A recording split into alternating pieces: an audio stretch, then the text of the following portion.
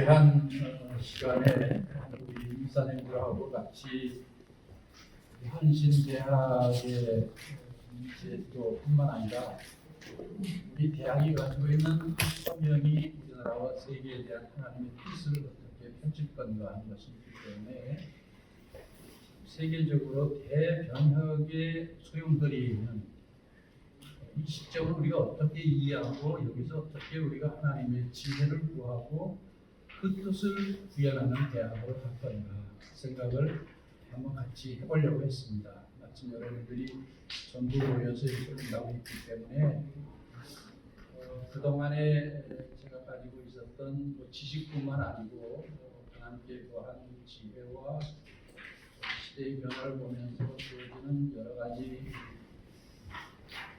지성인들의 깨달음 이런 것들을 한번 같이 종합하면서 생각을 나눠보려고 합니다. 제가 좀 자세히 쓰느라고 하다 보니까 상당히 많은 분량인데 그건 나중에 이제 천천히 다 한번 살펴보시면 좋겠습니다. 우선 들어가기 전에 큰 성격으로 오늘의 말씀과 함께 왜 이런 글을 이런 말씀을 드리려고 하는가 하는 먼저 말씀드리려고 합니다. 첫째는 지금 우리가 4차 산업혁명 시대라고 하는 것을 살고 있는데 이 4차 산업혁명이라고 하는 것은 단순한 1차, 2차, 3차의 문명의 전환에 따른 다음 단계가 아니고 완전히 다른 단계입니다. 완전히 새롭게 경험해보지 못했던 그런 세계가 왔기 때문에 그것을 바로 이해하지 못하면 우리는 뒤처질 뿐만 아니라 완전히 나고자가 되는 그런 상황에 처하게 된다는 것이고요. 동시에 지금 이 코로나라고 하는 코비드 코로나 질병이 전 세계 팬데믹 유행이 돼가지고 이것이 단순히 1, 2년 안에 끝나는 게 아니라 조금 후에 더 자세히 말씀드리겠습니다만 이제는 코로나 이전으로 도저히 돌아갈 수가 없다 이유가. 그래서 비포 코로나 그러니까 코로나 이전에서 코로나 이후로 AC로 바뀌는 것은 우리가 인류가 연대기적으로 최초로 근거로 마련했던 BC 크라이스트 이전과 AD 아노 도미노 그리스도의 날로 시작하는 이 소위 말하는 서양으로 보면 1년, 0년부터 이제 지금까지 성인서는 그 기원의 변화와 마찬가지로 새로운 세계의 변화가 이루어집니다. 이렇게 얘기하고 있거든요. 그렇기 때문에 그런 속에서 우리가 살아왔던 지금까지의 문명의 성격이 완전히 다 바뀌게 되고 특히 그 안에서 지식세계를 담당해왔던 대학을 완전히 지금 새로운 국면으로 가지 않으면 존재 자체가 어려워지는 그런 상황이 있습니다. 그런데 일반 역사에서도 그렇지만 위기는 기회다 그렇지만 우리가 믿음으로 보면 언제나 성서적으로 보면 하나님은 인류에 의해서 벌어지는 모든 잘못과 재앙들 속에서 새로운 하나님의 역사를 이루기 위해서는 이런 질병이나 재앙들을 주지만 그것은 심판의 하나님이 아니라 언제나 사랑으로 새롭게 하는 새하늘과 새 땅을 만들어내는 만물을 새롭게 하시는 하나님이기 때문에 오늘 이 변화의 소용돌이 속에서 그럼 하나님은 무엇을 우리에게 주시려고 어떤 지혜를 주시고 어떤 새하늘과 새 땅의 이 역할을 하시는가 하는 그 관점에서 우리는 시대를 봐야 된다 이렇게 생각을 합니다. 사실 제가 여러분이 아시는 대로 갑자기 김대중 정부에서 민정수석으로 들어가고 그래서 정책수석을 하고 문화부 장관을 했는데 제가 신학을 전공한 사람이 무슨 지식이 있어서 민정수석을 하고 한 나라를 운영하는 국가의 정책 기획을 하며 문화부 장관을 하겠습니다. 사실은 김대중 대통령과의 오랜 관계도 있었지만 내가 정책 자문으로 하면서 교육이나 사회 정책을 했지만 정부에 들어갈 생각도 안 했고 국회의원을 한다고 하는 거 여러 번 제안을 받았지만 그것도 하지 않았습니다. 내 본분은 그것이 아니다. 자문은 하지만 난 역시 여전히 대학에서 교수고 하나님의 뜻에 따라서 이 사회 속에 그 뜻을 어떻게 구현해가는 일을 할 것인가 하는 것에 좀 있었기 때문에 그렇습니다. 그런데 갑자기 이제 불려 들어갔죠. 그래서 저도 당혹스러웠고, 그래서 사실은 솔직히 제가 하나님께 참 깊이 기도했습니다. 밤을 새면서 하나님, 내가 이제 민정수석을 가는데 제가 이 세상적인 뭐 경험이 있다고 하지만 이거 가지고 어떻게 한 국가에 이것을 담당하겠습니까? 하나님이 지혜를 주시고 저를 도와주십시오. 하나님이 지혜를 주시고 도와주시지 않으면 제가 실수하거나 실패를 하면 저만이 끝나는 게 아니고 제가 소속한 한신대학은 어쩌며 기장은 어떻게 되며 그리고 저에게 주어진 이 기회를 망치했을 때 하나님 앞에 제가 어떻게 서겠습니까? 그러니까 저에게 지혜를 주시고 저를 붙잡아 주십시오 하는 간절한 기도를 하고 사실은 국정을 수행하는 내내 솔직히 말하면 한신대학에 있을 때보다 더 기도를 열심히 했습니다. 그런 속에서 제게 주셨던 그 지혜가 사실 오늘 우리 사회, 우리나라를 이렇게 살게 되는 중요한 기틀을 마련을 했습니다. 제가 정부에 들어가서 많은 일을 했지만 가장 핵심적인 것이 바로 세계적인 변화가 이루어지는 3차 산업의 정보화 산업 시대가 들어와서 어떻게 하면 이 정보화 시대에 이것을 새로운 국가 산업과 새로운 이 미래를 밝혀줄 건가. 그래서 사람들이 잘 모르지만은 제가 민정수석 때 이 정보화 정책을 담당했습니다. 사람들이 정보화 정책은 경제수석이 한 줄 알았는데 그건 아니었습니다. 지금도 그래서 정보화 정책을 연구한 사람은 전부 저한테 와서 인터뷰를 하고 하는데요. 그럼 제가 무슨 정보화에 대한 무슨 뭐 과학기술적인 공부를 했겠습니까? 뭐 했겠습니까? 근데 그 정보화가 어떻게 도래하고 어떻게 변화시키고 어떻게 미래를 나갈 것인가 하는 그것을 볼 수 있는 지혜를 깨닫게 해준 거죠. 그래서 그런 속에서 그 자료들을 보고 하면서 그 방향에서 그게 오늘날 우리나라의 정보 산업의 기반 속에서 나라가 경제적으로 발전할 뿐만 아니라 정보 산업의 기반이 정보화 기반이 지금 코로나 방역의 가장 기본이 되는 거 아닙니까? 또 하나가 문화 산업이었어요. 문화의 시대가 도래하는데 이 문화의 시대를 어떻게 그것을 국가 정책으로 반영하고 말 건가?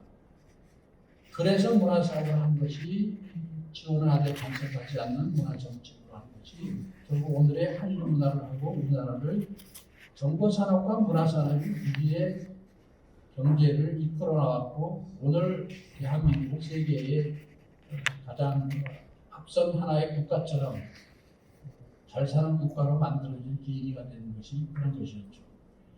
또 하나가 뭐냐면은 그 당시는 IMF 외환위기 때문에 이 어려움을 극복하기 위해서는 단순한 개별적 복지가 아니라 이때 바로 국가 체제를 근본적으로 함께 더불어 사는 체제로 만들어가야 되겠다. 그래서 소위 사회 안전망이라는 그런 목표를 정하고 그래서 국민기초생활보장법을 만들고 4대 사회보험 제도를 만든 거죠. 연금, 의료보험, 산재보험, 고용보험. 전 세계에 이렇게 시스템을 가진 나라는 우리나라밖에 없었습니다. 지금도 그렇습니다.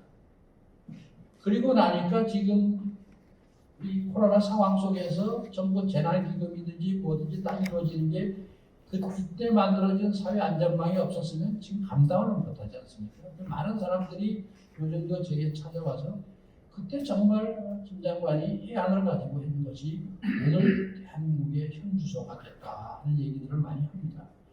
이건 제가 한 일을 뭐 드러내려고 하는 얘기가 아니고 우리가 이 위기 속에서 무엇을 보고 하나님 앞에 하고 그 지혜를 찾느냐에 따라서 우리는 얼마든지 하나님의 능력으로 새로운 역사를 이뤄나갈 수 있는 것이 우리에게 있다. 그건 우리의 사명이다 하는 생각을 한번 같이 나눠보고 싶어서 이 얘기를 드린 겁니다. 우선 앞서 말씀드린 대로 그래서 4차 산업혁명이라는 것은 어떤 성격이고 그 다음에 그러면은 지금 우리가 당면하고 있는 이 코로나19의 코비드의 상황은 무엇이고 이런 속에서 소위 지식사회를 일컫고 나오는 이 대학은 어떤 역사를 가지고 있었으며 그런 문명의 전환 속에서 이제 새로운 대학으로 나가려면 우리가 어떤 역할을 해야 되겠느냐. 근대화라는 것은 굉장히 우리가 좋게 생각을 했지만 사실 그 안에는 숨겨진 이면의 가치가 있었습니다. 그게 뭐냐면 차별적이고 정복적인 가치였습니다. 서양의 근대주의라는 것이 출발한 것은 중세기까지 교회가 지배하던 신앙이 지배하던 세계 속에서 인간의 이성의 발견을 통해서 이제 이성적 사고를 하면서 이성이 교회로부터 신앙으로부터 자유를 얻으면서부터 근대주의라는 것이 태동됐습니다. 그래서 뭐든지 이성적 사고, 합리적 사고 이런 것이 중요하게 됐는데요. 그런데 이 이성이라는 것이 백인 남성들이 이 이성은 모든 인간에게 있는 것이 아니라 자기네들에게만 있고 여성 유색인에게는 이성이 없다고 했습니다. 그래서 이성의 근대주의는 동시에 뭐냐면 여성과 유색인을 차별하는 차별 이데올로기가 됐고 단순히 이것은 차별로 끝나는 것이 아니라 여성과 유색인을 정복하는 정복 이데올로기가 됐어요. 그리고 인간은 이성적 존재라고 그러니까 인간 중심의 세계관이 되니까 자연은 무한히 정복할 수 있는 그래서 자연을 정복하고 인간 사회는 여성을 정복하고 남성이 백인이 유색인을 정복하는 그것이 사실은 근대주의 문명이었어요. 그런데 이런 근대주의 문명 속에 대학이 탄생됐고 대학은 그것을 보편적 진리처럼 가르쳤어요. 이 보편적 진리라고 만들어낸 것이 소위 사물을 객관적으로 인식하는 방법이라고 해서 프란시스 베이컨이라고 하는 학자가 객관적 학문 연구 방법이라는 것을 창안을 했습니다. 근데 이때 만들어낸 이 프란시스 베이컨의 객관적 학문 방법이 지금까지 대학에서 모든 학문 연구의 근거와 옥조가 되고 있어요. 지금도 여러분 객관적 연구가 아니면 학문이 안 돼요. 그래서 논문 쓰고 전부 객관적인 것을 입증시키기 위해서 논문에 객관적이고 줄을 다 달고 하는 것이 객관적입니다. 그런데 일반적으로 나오는 객관이라는 것은 순수 객관이라는 것은 없어요. 따지고 보면. 이미 객관이라는 것은 주관자가 객관이라고 하는 것을 주관의 입장에서 객관을 투시하는 것이기 때문에 말은 객관이지만 그것은 주관자의 입장을 객관이라는 이름 속에서 대상을 지배하는 개념이에요. 프란시스 베이컨이 그렇게 얘기를 했어요. 그래서 사람은 이성을 통해서 객관적으로 대상을 관찰함으로써 대상을 지배할 수 있다. 그래서 자연을 지배하고 인간 사회의 비이성적 존재를 지배하고 그렇게 해서 자기 발전하는 것이 인간의 사명이다 이렇게 얘기했습니다.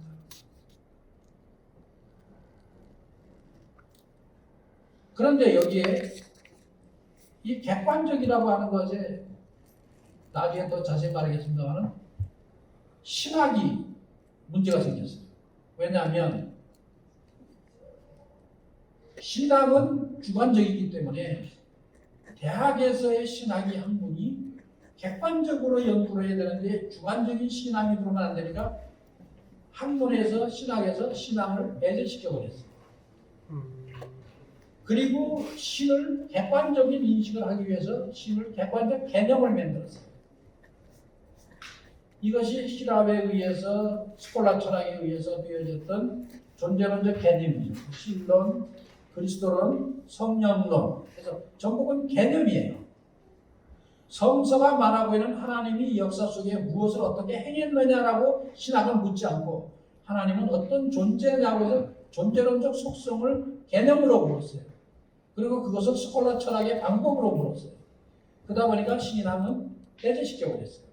그러면 신앙은 어떻게? 개인의 내면에만 있어요. 더더군다나 이 객관적 인식 방법을 프란시스 베이컨은 과학적으로 체계화한다고 해서 이것을 기계론적 세계관으로 만들었어요.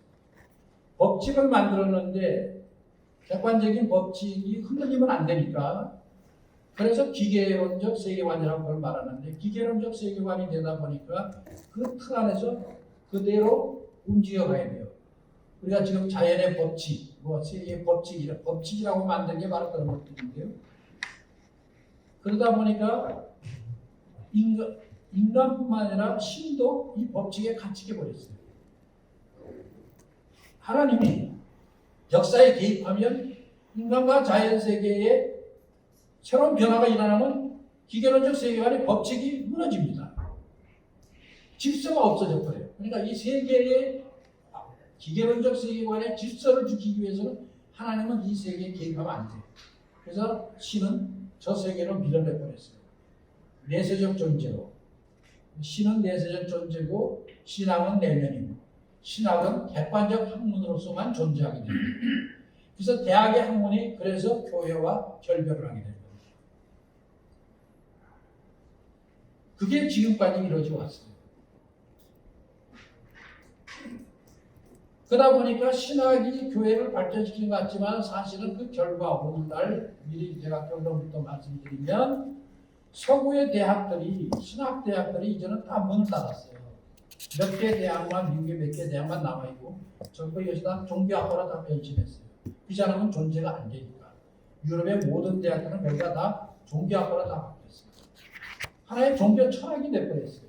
객관적 인식의 신입니다. 그 안에 신앙이 개입되면 안 되니까 이렇게 되는 거죠. 그런데 이것은 내가 이제 신학에 여러분들 우리 한신대에 다 이사분들이시니까 제가 지금 신학의 문제를 더 강조해서 말씀드리는데 이런 것들이 학문적으로는 프란시스 베이컨에서 데카르트에서 그다음에 뉴턴에서 로크에서 해서 사회 개혁론에서 사회도 기계론적으로 돌아가야 되고 여기에 들어서 아담 스미스도 경제도 이쪽으로 돌아가야 되고 모든 것들이 이렇게 다 내려오게 서양의 근대주의 문명이고 대학은 그 근대주의 문명을 학문이라는 이름 속에서 전부 전 세계에 펼쳤어요. 그래서 그것이 하나의 지식 문명 같았지만 내용적으로는 지배 이데올로기가 돼서 서양의 비서양 지배가 가능해야 되고 그것이 결국은 식민 제국주의를 낳게 됐고 아까 말씀드린 대로 이성차별주의는 성차별과 인종차별의 원초가 뿌리가 되고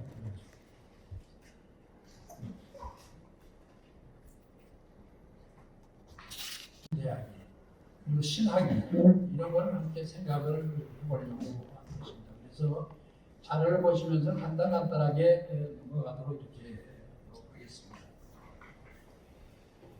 우선 4차 산업혁명이 가지고 있는 가장 중요한 특징 세 가지를 제가 먼저 말씀드렸는데요. 하나는 뭐냐면 가상현실과 가상세계와 현실세계가 서로 컨버전되는 그러니까 물질 영역과 사이버 영역이 서로 컨버전되면서 융합 통합되는 시대가 지금입니다. 그러니까 가상세계와 현실세계가 우리가 함께 살아가고 있습니다. 요즘 여러분들 영화를 보시면 전부 영화 자체는 전부 가상세계와 현실세계가 함께해서 우리에게 다가오게 됩니다. 그러니까 무형의 데이터와 현실세계가 우리를 전부 새롭게 움직여 나가는 것이 첫 번째 큰 변화고요. 두 번째는 지금까지 도저히 같이 연결될 수 없었다고 생각했던 물리학과 생물학이 디지털로 의해서 융합이 되는 겁니다. 여러분 물리학이라는 것은 대체로 무생물을 상대로 하는 거고 생물학은 생물을 상대로 하는데 어떻게 무생물과 생물이 결합이 되겠습니까? 그런데 이게 디지털에 의해서 물리학과 생물학이 디지털에 의해서 새롭게 통합, 융합되는 시대입니다. 이제 그런 것들이 거기 보면 대표적으로 나온 것이 그래서 인공지능, AI라고 하는 인공지능으로부터 시작해서 지금 우리가 나오는 합성생물학까지 이렇게 나오게 됩니다. 합성생물학이 나오게 되면 억제인간이 나오게 되고 인간의 모든 맞춤형 탄생도 가능해 되고 인간의 조작이 가능해지는 이런 시대가 지금 와 있는 시대가 된다는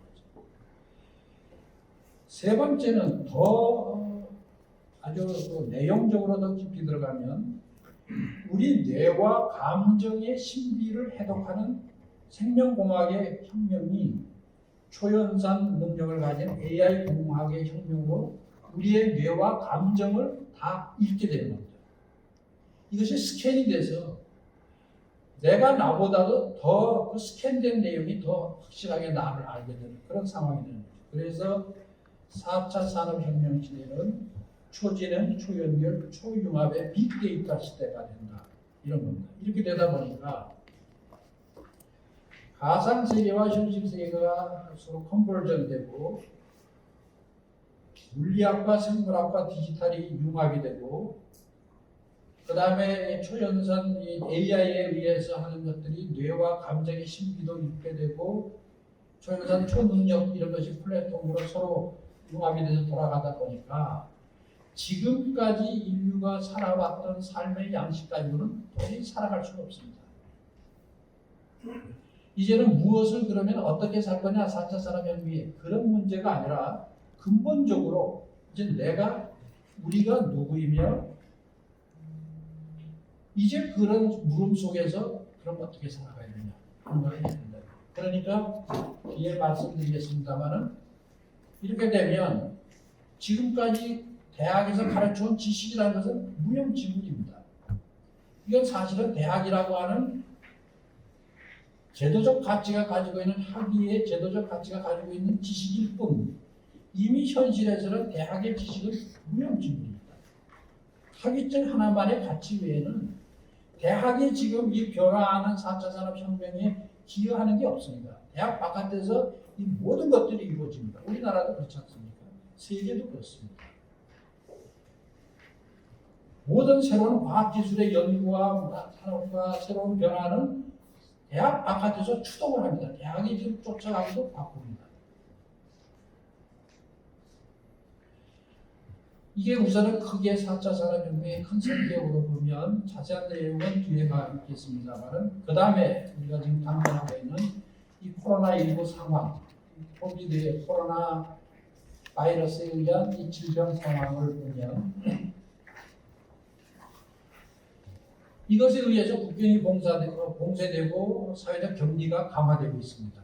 그러다 보니까 우선 몇 가지 큰 변화가 생겼는데 국경이 봉쇄되다 보니까 지금까지 세계의 경제 기반이 됐던 신자유주의 세계화 경제가 완전히 셧다운되게 됩니다. 그래서 이제는 세계화 경제는 끝장이 났습니다. 그러다 보니까 이미 트럼프 미국 대통령이 먼저 그것을 일찍부터 선언했습니다만 아메리카 퍼스트, 미국 국가주의를 먼저 선언했는데 이제는 세계화 경제에서 다 국가 단위 경제로 전환을 하게 됐습니다.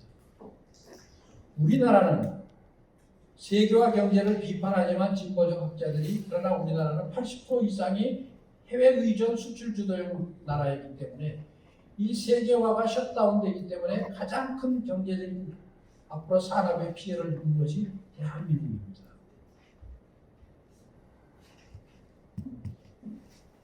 그 다음에 두 번째는 세계화 때문에 빈부격차가 심화된다고 해서 그동안에 세계화 신자유주의를 비판했는데 세계화가 이제 셧다운되고 나니까 이것은 가난한 나라의 빈곤만이 아니라 부자 나라의 가난한 사람들이 더 가난해집니다.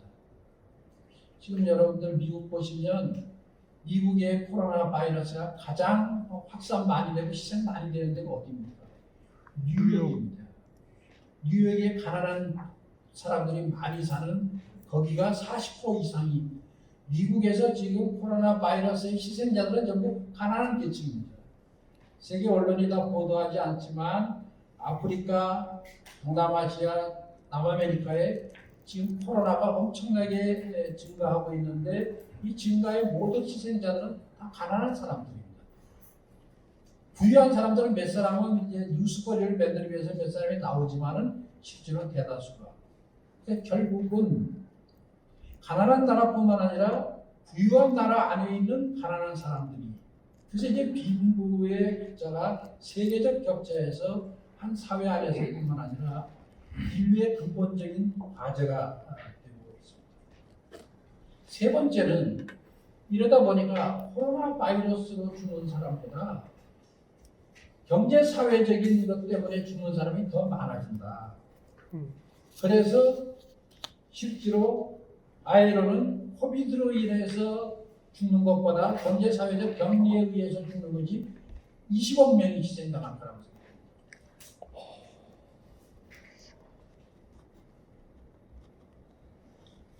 그러니까 이 전문가들은 아까 제가 말씀드린 대로 이제는 코로나 이전과 코로나 이후가 그냥 단순히 몇 년 지나면 코로나 이전으로 돌아갈 거라는 생각은 전혀 할 수가 없다.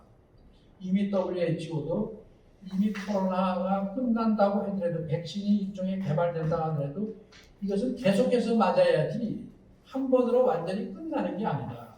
그러니까 이제는 코로나와 함께 살아갈 수밖에 없다. 이런 시스템으로 살아가려면 미리 준비를 해야 된다. 이렇게 경고를 하는 거거든요. 그러니까 이제는 쉽게 말하면 대면 사회에서 비대면 사회가 일상화되는 속에서 어떻게 이것을 가지고 살아갈 거냐. 그러니까 이런 속에서 우리가 이 세계를 바라봐야 된다. 그런데 여기서 이제 우리가 대학의 문제로 들어오면 이렇게 큰 세계 소용돌이 속에서 그럼 대학은 어떤 위치에 있나? 현재 대학은 사실은 이 4차 산업혁명과 코비드 상황들을 해결해낼 수 있는 새로운 대학을 만들어내지 못하고 있습니다. 왜냐하면 대학 자체가 이미 과거 안에 틀 안에 갇혀 있기 때문에 그렇습니다. 그것이 가장 큰 것이 서양 근대주의 문명으로부터 시작된 대학의 성격 때문입니다. 근대화라는 것은 굉장히 우리가 좋게 생각을 했지만 사실 그 안에는 숨겨진 이면의 가치가 있었습니다. 그게 뭐냐면 차별적이고 정복적인 가치였습니다. 서양의 근대주의라는 것이 출발한 것은 중세기까지 교회가 지배하던 신앙이 지배하던 세계 속에서 인간의 이성의 발견을 통해서 이제 이성적 사고를 하면서 이성이 교회로부터 신앙으로부터 자유를 얻으면서부터 근대주의라는 것이 태동됐습니다. 그래서 뭐든지 이성적 사고, 합리적 사고 이런 것이 중요하게 됐는데요. 그런데 이 이성이라는 것이 백인 남성들이 이 이성은 모든 인간에게 있는 것이 아니라 자기네들에게만 있고 여성 유색인에게는 이성이 없다고 했습니다. 그래서 이성의 근대주의는 동시에 뭐냐면 여성과 유색인을 차별하는 차별 이데올로기가 됐고 단순히 이것은 차별로 끝나는 것이 아니라 여성과 유색인을 정복하는 정복 이데올로기가 됐어요. 그리고 인간은 이성적 존재라고 그러니까 인간 중심의 세계관이 되니까 자연은 무한히 정복할 수 있는 그래서 자연을 정복하고 인간 사회는 여성을 정복하고 남성이 백인이 유색인을 정복하는 그것이 사실은 근대주의 문명이었어요. 그런데 이런 근대주의 문명 속에 대학이 탄생됐고 대학은 그것을 보편적 진리처럼 가르쳤어요. 이 보편적 진리라고 만들어낸 것이 소위 사물을 객관적으로 인식하는 방법이라고 해서 프란시스 베이컨이라고 하는 학자가 객관적 학문 연구 방법이라는 것을 창안을 했습니다. 근데 이때 만들어낸 이 프란시스 베이컨의 객관적 학문 방법이 지금까지 대학에서 모든 학문 연구의 근거와 옥조가 되고 있어요. 지금도 여러분 객관적 연구가 아니면 학문이 안 돼요.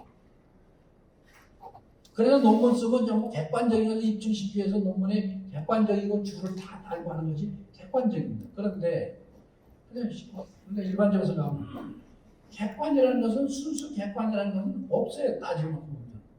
이미 객관이라는 것은 주관자가 객관이라고 하는 것을 주관의 입장에서 객관을 투시하는 것이기 때문에 말은 객관이지만 그것은 주관자의 입장을 객관이라는 이름 속에서 대상을 지배하는 개념이에요. 프란시스 베이컨이 그렇게 얘기를 했어요. 그래서 사람은 이성을 통해서 객관적으로 대상을 관찰함으로써 대상을 지배할 수 있다. 그래서 자연을 지배하고 인간 사회의 비이성적 존재를 지배하고 그렇게 해서 자기 발전하는 것이 인간의 사명이다 이렇게 얘기했습니다.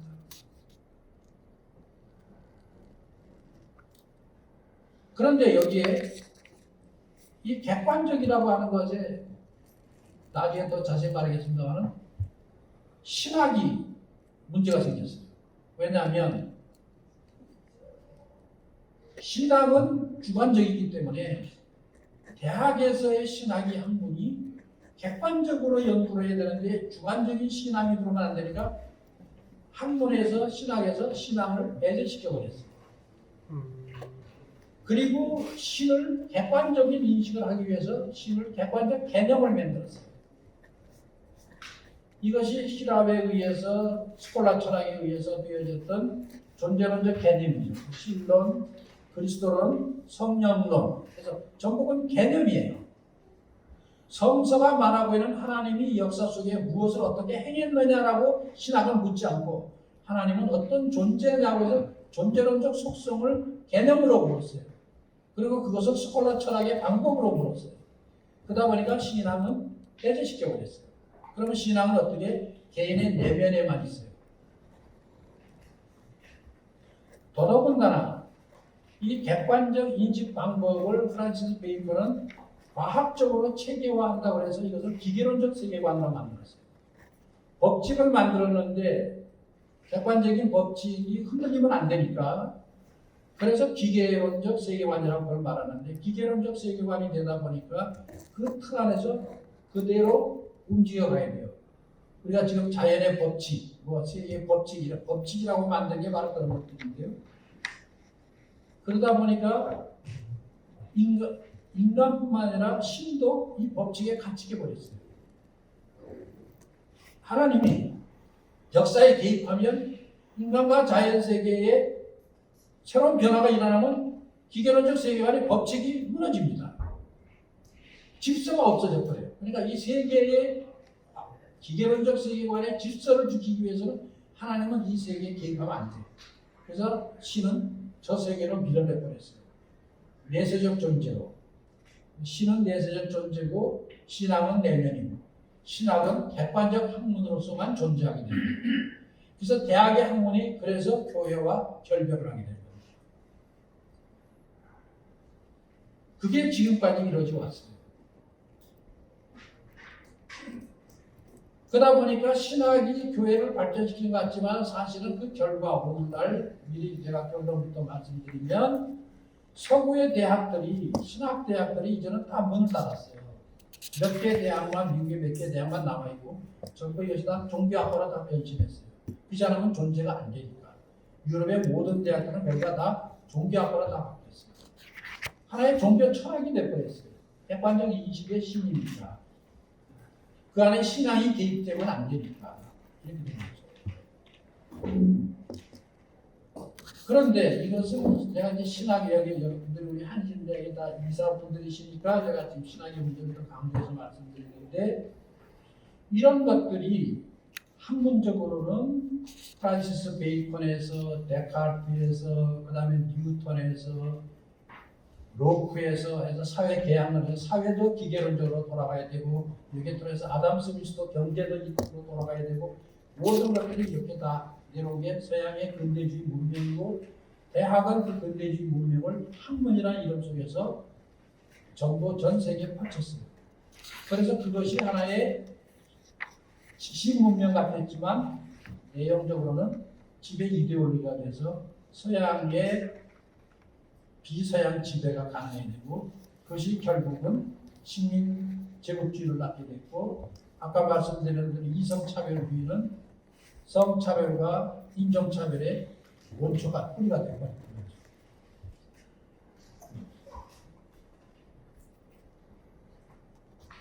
있는 지금까지 대학의 성격이었습니다. 그런데 이런 대학에 대한 비판을 그동안에도 계속 나왔습니다만은 대학의 권위를 가진 이 교수와 학문의 굳건한 틀은 이것은 일부의 비판만 받아들였지 근본을 바꿀 생각을 안 했거든요.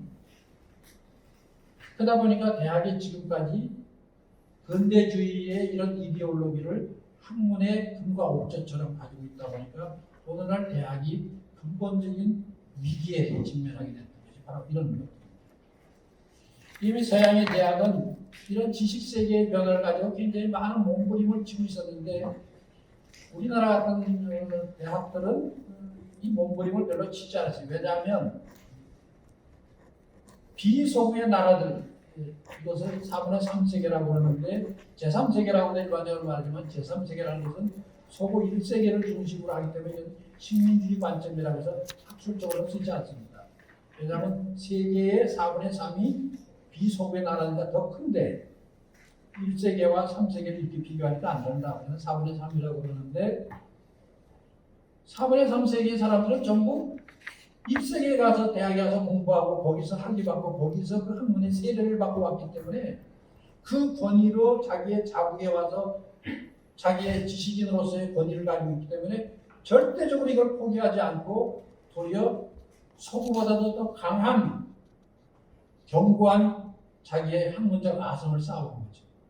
이걸 가리켜서 뭐라 하냐면 내국 식민주의라고 합니다. 문화적 식민주의, 내국 식민주의가 됩니다. 그래서 서구는 변해도 여기는 안 변해요. 이렇게 되는 거죠. 그런데 이런 근대주의의 병폐를 문제를 제기하고 나온 것이 포스트 모더니즘이라고 하는 탈근대주의, 그 다음에 포스트 콜로니얼리즘이라는 탈식민주의라는 그런 근본적인 물음의 담론과 새로운 문명과 사상이 잉태되기 시작을 했습니다. 아까 말씀드린 대로 순수 객관이라는 게 어떻게 있냐? 이 객관이라는 것은 사람을 객체화시켜서 인식하는 주체가 지배하는 도구로 삼는 거다 하는 반성이 생기면서 다시금 전제 없는 객관이라는 건 없다. 그러니까는 주체적 자기를 발견해야 되고 이성만이 아니라 감성이라는 인간의 본성도 살려야 되고 하는 이런 것들이 일어나기 시작했습니다. 이게 소위 포스트 모더니즘이라고 하는 것이었습니다. 바로 여기에서 여성 해방도 인종 해방도 하는 그런 새로운 사상의 해동이 시작이 되거든요. 특히 이때 푸코라고 하는 학자가 유명한 말을 했습니다. 모든 지식이라고 하는 것은 순수 보편적 객관적 지식이라는 건 없다. 그 이면에는 전부 권력 이데올로기가 숨어 있다. 이 지식을 배우면 이 지식의 결과는 누구의 이익을 반영하는 거냐, 누구의 세계관을 반영하는 거냐, 누구의 이익을 확대시키는 거냐. 그래서 지식에 대해서 언제나 권력 이데올로기 비판을 해야 된다. 이런 물음을 했습니다. 바로 이것에서 학문적 반성이 일어나게 되고 여러 가지 큰 운동들이 일어났습니다만 제가 핵심적인 문제를 같이 공유하기 위해서 이렇게 요약해서만 말씀을 드립니다. 그리고 포스트 모더니즘에서 포스트 콜로니얼리즘이라고 하는 것이 또 하나의 같이 동시에 태어나게 되는데 이것은 포스트 모더니즘이 서양의 객관주의를 비판하고 나오지만 역시 포스트 모더니즘도 서양 중심의 자기 사고를 가지고 있어서 비서양의 세계의 문화와 역사와 인간의 삶을 주체적으로 인식하지 않고 여전히 주체라면서 자기네들 관점의 주체로 인식하고 있기 때문에 그것은 아니다. 그래서 대표적으로 그런 문제를 제기한 사람이 프란츠 파논과 국외 중동학자가 있는데요. 프란츠 파논은 학문적인 문제를 제기하기 위해서 이걸 시작한 게 아니고 그가 정신분석학자, 정신병리 학자인데 알제리 가서 정신병을 고치려고 갔는데 거기서 알제리 사람들의 정신병의 근본 원인은 알제리가 프랑스 식민 지배 당하고 있다는 것에서 그 원인이 있다는 걸 발견했어요. 왜?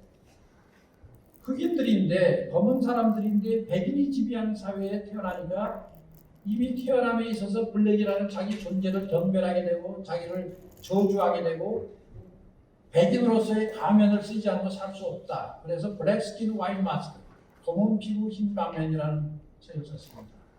그 분석한 책을. 그 다음에 자기 땅에서 태어났는데 자기 땅에서 유배당하고 있어요. 자기 땅에서 유배당한 자들. 그러니까 블랙이라는 것을 인정하지 못하고 블랙이면서도 화이트의 가면을 쓴 이런 이중인간, 이것이 정신분열을 일으키고 흑인을 노예로 만드는데, 이걸 다시 학문적으로 말하면, 솔직히 말하면 우리나라 사람도 우리가 그냥 스킨으로 말하면 옐로 스킨 와이트 마스크 쓰고 살지 않았네. 모든 여인들이 얼굴 하얗게 하고 싶고 서양 흉내 내고 서양 지식인 사람 살고 싶고 하는 것은 우리 거는 촌놈 같고 엽전 인생이고, 우리도 옐로 스킨 와이트 마스크의 29년 속에 살면서 그걸 가장시켰던 거죠. 이것을 다시 폭로시킨 것이 프란츠 파농이었습니다. 그래서 사르트르가 파농이 죽기 전에 찾아가서 마지막 밤을 지새우면서 대화하면서 할 때 그의 책 서문에다 자기가 헌사를 썼는데 한 말이 거예요. 나는 파농을 통해서 나를 재발견했다.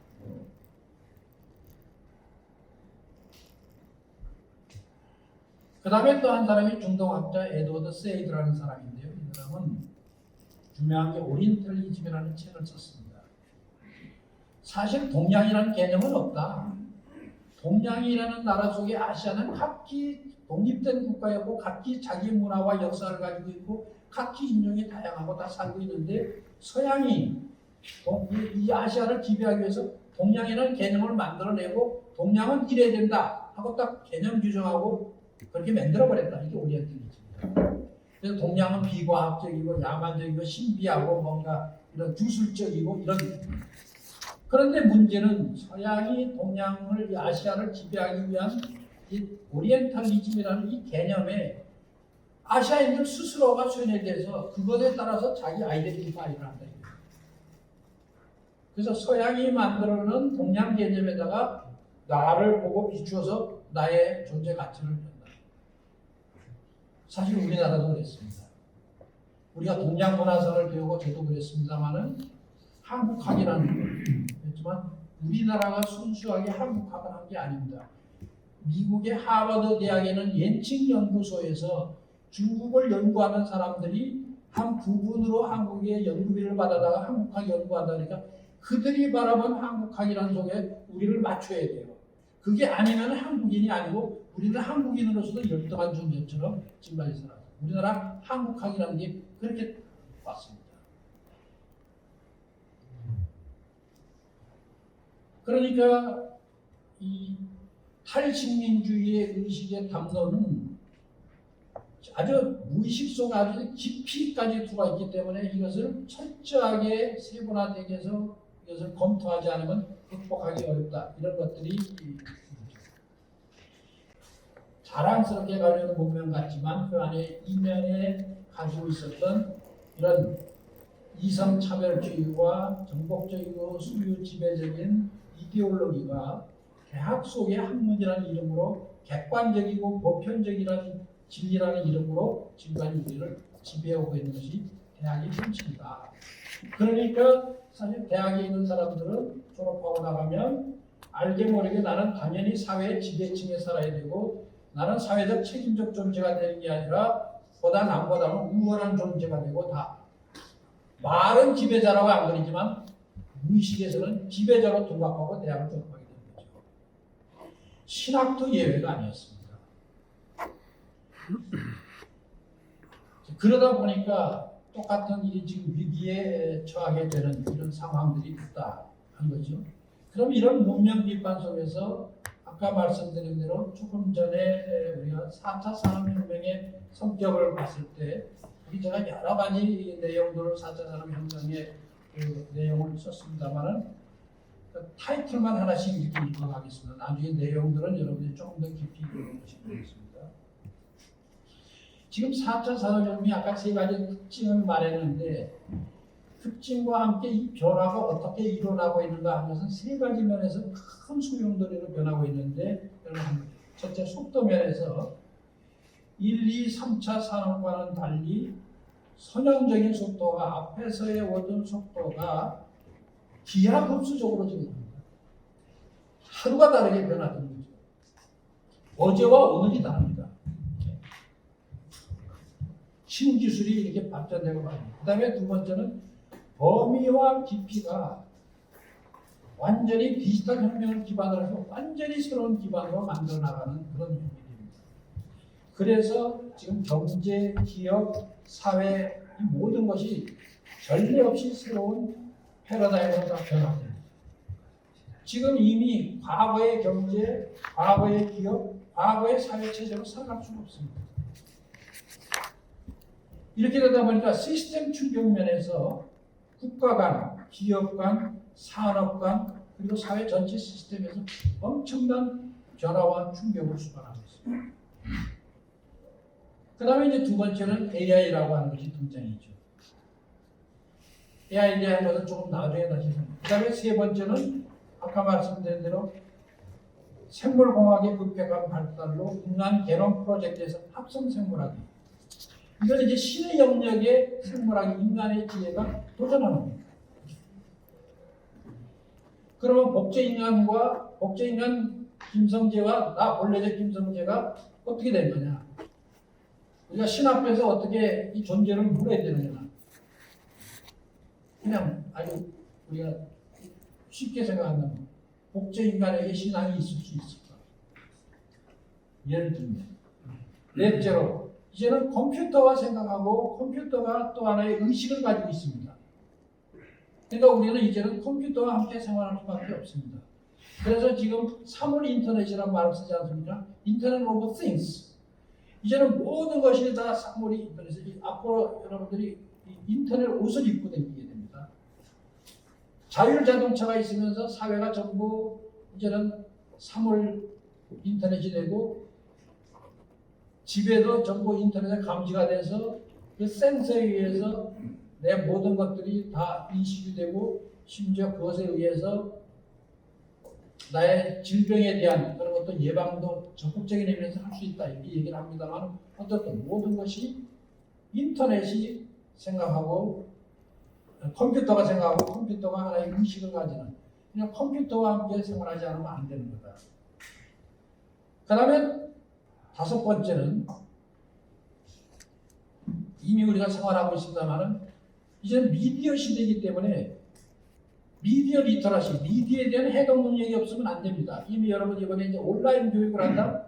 온라인을 하려는데 온라인 줌을 어떻게 해야 되는지 이게 이 핸드폰 가지고 이것을 플랫폼을 어떻게 만들어야 되는지 이걸 알아야 이걸 할 거 아닙니까? 당황스럽고 지금 나이 많은 교수들은 절절 매고 젊은 교수들한테 매달리고 있는데 초중고등학교 교사들은 난리가 났죠. 그런데 어린 학생들이 더 잘 알아요. 걔네들은 태어나면서부터 이거 가지고 미디어 세대로 나왔으니까. 사실은 저는 외계인이고 여러분은 어느 정도는 이주민 정도 될 겁니다. 배워서 이렇게 갖추면. 이런 변화가 있죠. 그 다음에 여섯 번째로는 이것이 큰 변화가 뭐냐면 이제는 인터넷을 매개로 해서 개인과 개인이 수평적 네트워크가 돼요. 이게 SNS죠. 사회광고의 망이 수평적으로 돼버렸어요.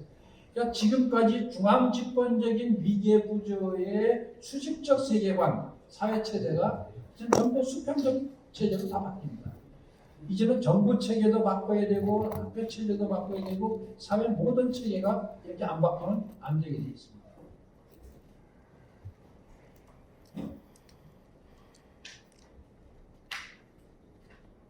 그 다음에 일곱 번째는 아까 말씀드린 학교가 대학이 근본적으로 바뀌어야 돼요. 지금까지 산업사회적인 지식과 과거의 지식을 가르쳐서는 이것은 4차 산업을 사는데 방해뿐만 돼요. 이 새로운 변화를 가지고 살아가자면 안 됩니다.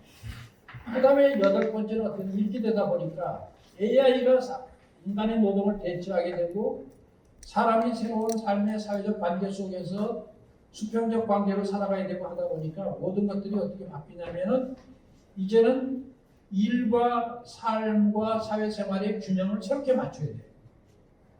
과거에는 학교에서 배운 걸 가지고 사회 나가서 살면 됐지만 이제는 뉴 밸런스 오브 워크 앤 라이프 일과 삶의 새로운 밸런스를 만들어야 된다. 바로 이런 것에서 요즘 소위 기본소득제라고 하는 것이 많이 드는 거죠. 예를 들면 인간의 이제 노동이 줄어들게 되니까 노동 못하는 인간도 그래도 사회 속에서 살아가야 될 거 아니냐. 그러니까 기본소득을 하자. 이런 것들이죠. AI가 노동하게 되고 이런 과학기술에 앞선 사람들이 노동하게 되면은 학자들에 의하면은 10%의 지배적 노동과 90%의 노예 생활로 구분될 수 있다 이렇게 말합니다. 미래학자 토마스 프레이가 2030년이 되면 20억 명이 일자리가 없어지고 그리고 기존의 50% 정도의 엘리트에게 일자리가 가면서 나머지 되는데 그렇게 되면 실제적으로는 전체적으로 보면 90%가 10% 안에 매일은 노예적 생활을 할 수밖에 없는 빈곤층으로 전락할 수밖에 없다.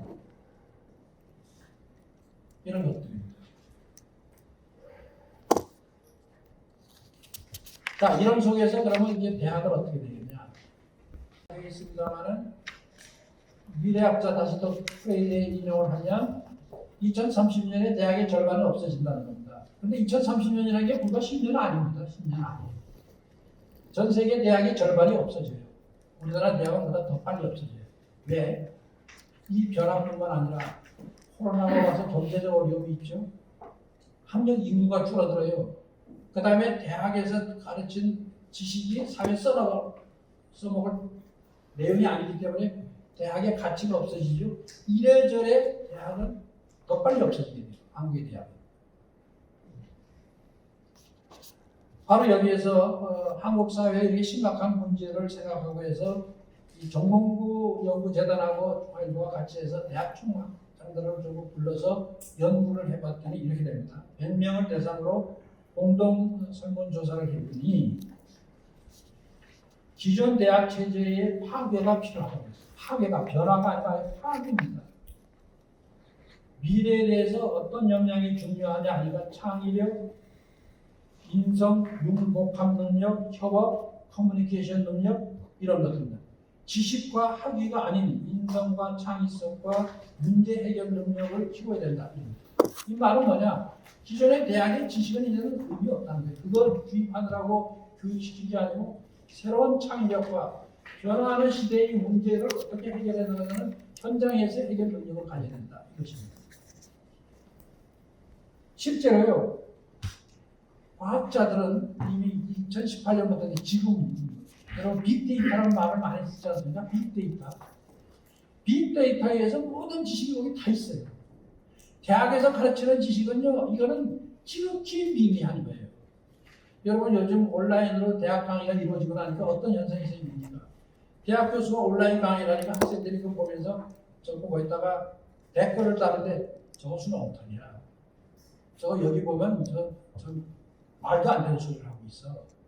그걸 또 온라인을 부모들하고 같이 보니까 부모들 중에 또 전문가는 저 대학의 이 선생님 엉터리구나. 그래서 지금 온라인 강의하면서부터 온라인의 기술적인 문제뿐만 아니라 내용상에 있어서 교수들에게 엄청난 지금 압박이 가해지고 있습니다. 자, 이게 온라인 강의가 이제 유튜브로 돼서 공개돼요. 그럼 이게 돌아다니면 각 대학의 교수들의 지식이 비교돼요. 국내뿐만 아니라 세계적인 대학의 지식과 비교돼요. 뿐만 아니라 빅데이터와 지식과 비교돼요.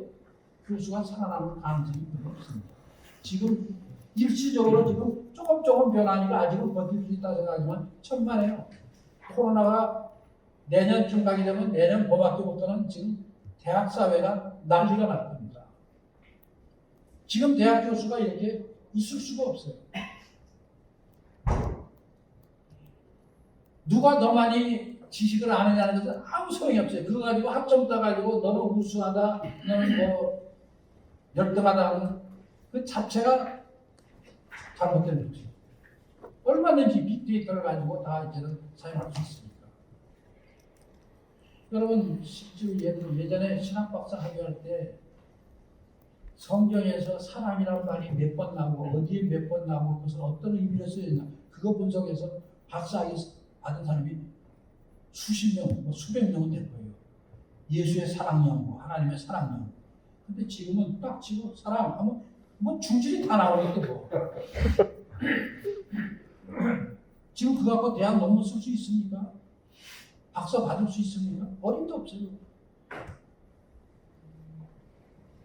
이미 상황은 이렇게 달라졌는데도 대학 교수들은 아직도 여기서 온전하고 자기의 지식이 권위 가지고 자기 중심적 사고로 변하지 않고 있는 거지.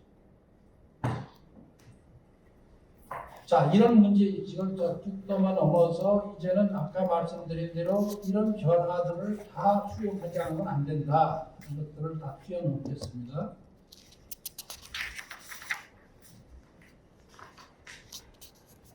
그런 것들을 다 포함해서 이제 호흡이 들어오면 지금 말씀드린 대로 비대면 사회들이 들어오면 지금까지 대면 중심에 해왔던 모든 대학의 교육이 비대면 중심으로 가게 되고 이것은 4차 산업혁명이 이미 필연적으로 온라인 유비쿼터스 교육을 촉발시켰어요. 유비쿼터스란 말은 언제 어디서나 다 가능하다는 말이거든요. 이제는 시간과 공간에 매인 3차원 시간 안에 갇힌 지식 전달 특정 교수에게 매인 그런 것은 의미가 없습니다. 언제 어디서나 자기는 언제든지 학습할 수 있고 학교 바깥에서 더 많은 지식과 정보를 활용할 수 있는데 그래서 이미 미국의 하버드나 영국의 옥스퍼드나 다 온라인 교육을 다 오픈하고 있지 않습니까? 강의를. 그리고 그것은 저렴한 가격으로 거기에 등록하면 자격증도 낮추거든요. 구글이 벌써 그런 교육들을 다 하고 있지 않습니까? 구글하고 다 하고 있으니까. 우리나라의 삼성의 연구원이 한 3만 명이 된다고 하는데요. 삼성 연구원이 구글의 이 문구 대학에 입학할 수 있는 사람은 2%도 안 된다고 해요. 이게 우리의 현실입니다. 제가 제일 안타까워하는 건 뭐냐면 그렇게 빨리 우리가 정보화를 이룩해서 초소통신망도 하고 기반을 다 마련했는데 이것을 창의적 기반으로 플랫폼을 만들고 서버를 만드는 거로 발전시키지 않고 이걸 빨리 장사해 먹는 데만 쓰다 보니까 우리나라에 플랫폼과 서버를 개발한 데가 없어요. 전부 외국의 것을 이용해 가지고 하는 거예요. 이게 제일 안타까운 거죠. 기반은 그러니까 우리는 기반은 전 세계적으로 제일 잘 돼 있고 그걸 운영하는 프로그램은 전부 외국 거예요. 그러니까 외국이 우리나라 와서 이 훌륭한 기반을 전부 이용해서 장사해서 실속은 다 찾아가요. 이게 참 안타까운 거죠.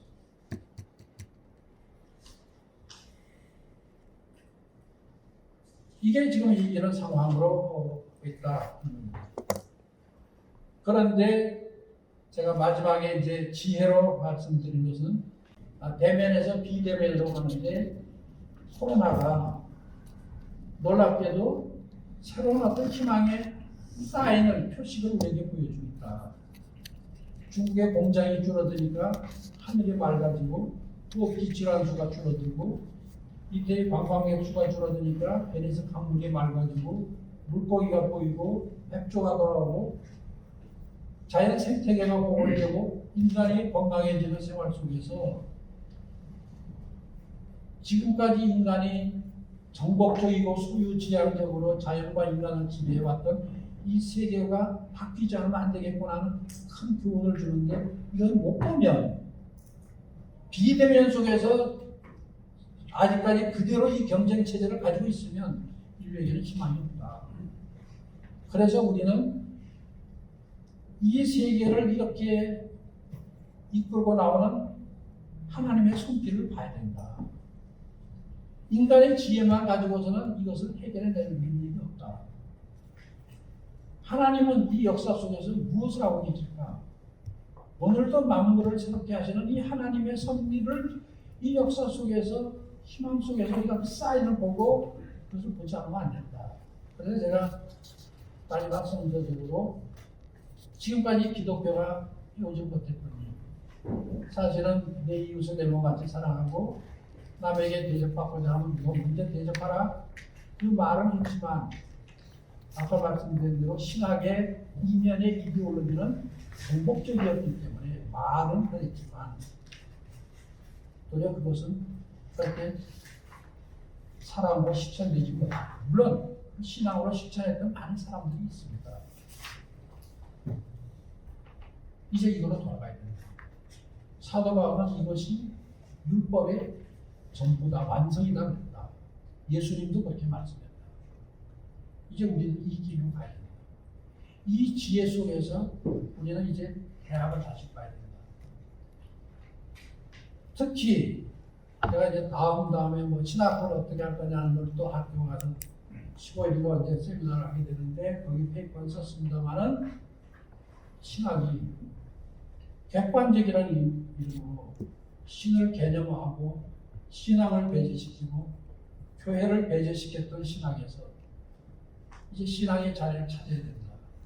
신학은 신앙으로부터 출발해야 되고 신앙의 성찰로 실천으로부터 그를 다시 성찰하는 것이 학문이고 그렇기 때문에 신학은 교회를 위해서 봉사하는 학문이고 그렇기 때문에 앞으로의 신학교육은 대학에서만이 아니라 교회와 같은 현장으로 함께 가야 된다. 그리고 대학 교수만이 아니라 목회자가 현장에서 일상생활 속에서 부딪히고 살아가는 그 교인들과 살아가는 목회자가 함께 신의 무릎을 꿇기 때문에 신학은 공동작업으로 가야 된다. 이제는 순수 아카데미즘으로 객관주의라는 의미에서 했던 이 신학의 이것은 더 이상 불가능하다. 이 사람은 종교학으로밖에 남는 게 없고 종교 철학밖에 남는 게 없고 이미 서구가 그렇습니다. 한신대학 신학과가 자기 역할을 하려면 이제 이 시대 변화 속에서 신의 섭리 속에서 이 지혜와 우리에게 주시는 깨달음을 가지고 이 변화를 해나가야 된다. 그러면 하나님은 또다시 당신이 만든 대학이니까 우리를 들어서 하나님의 새 역사를 이루어 가실 거다. 우리 이런 고백 속에서 한번 같이 고민하고 실험을 해봐야 되겠다. 여러분들이 이 시기에 대학의 한신대학의 일사가 된 것이 어떻게 보면 굉장히 고난스러운, 곤혹스러운 시간들이죠. 어떻게 해결해 나가나. 그런데 도리어 이 어려움 속에서 이사가 되게 한 것은 하나님의 섭리라고 생각하고 이 어려움 속에서 어떻게 하나님의 새로운 역사의 손길을 바라보고 내가 그 역군이 되는가 하는 그 지혜를 모으고 서로 함께 우리가 이것을 해결해 나갈 수 있는 그런 힘을 모두고 함께 기도해 나가면 좋겠다. 그런 말씀을 드립니다. 고맙습니다. 네. 보십시오. 우리 한신의 교수님들이 이런 학문을 하시면서도 얼마나 그분들이 신앙적인 속에서 신학을 하셨는가. 정경련 박사님이 교회를 개척하시고 교회를 목회하셨습니다. 박봉남 박사님은 그렇게 신학을 했지만 그는 성령론의 연구를 통해서 교회를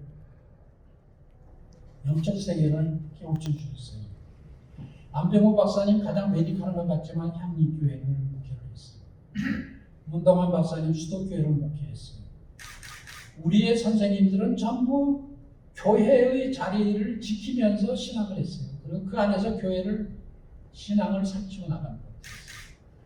그러니까 학문의 객관성이라고 하는 이론 속에서도 순수 객관에 묻지 않고 그것을 그분들의 신앙 속에서 신앙의 성찰과 그걸 통해서 새로운 학문을 발전시켜 나간 거죠. 그러니까 정경련 박사님이나 박홍남 박사님이나 안병호 박사님이나 문동환 박사님은 단순히 서구 신학의 추종자들이 아니었어요. 제가 참 축복받은 것은 그분들에 의해 공부를 했기 때문에 저도 그런 사고를 가질 수 있었고 그런 신앙을 가질 수 있었고 그러니까 정부 들어가서도 그런 역할을 할 수 있는데 실수하지 않고 제 역할을 할 수 있도록 하나님이 도와주셨다고 생각을 하고 그러니까 우리가 다시 한번 이 신학의 문제뿐만 아니라 대학 일반 대학도 마찬가지입니다. 왜 우리가 대학을 하려고 할까 하는 것들은 바로 이런 같은 맥락에서 같이 생각을 해보셔야 되겠다. 그래서 사실은 오늘 이렇게 여러분들이 이사분들이 많이 선임되고 또 이렇게 모인다고 그래서 정말 이때 이런 생각을 먼저 같이 하면 좋겠다. 그래서 제가 그동안에 생각했던 걸 꼼꼼히 정리하다 보니까 이 페이퍼가 이렇게 찢어졌어요.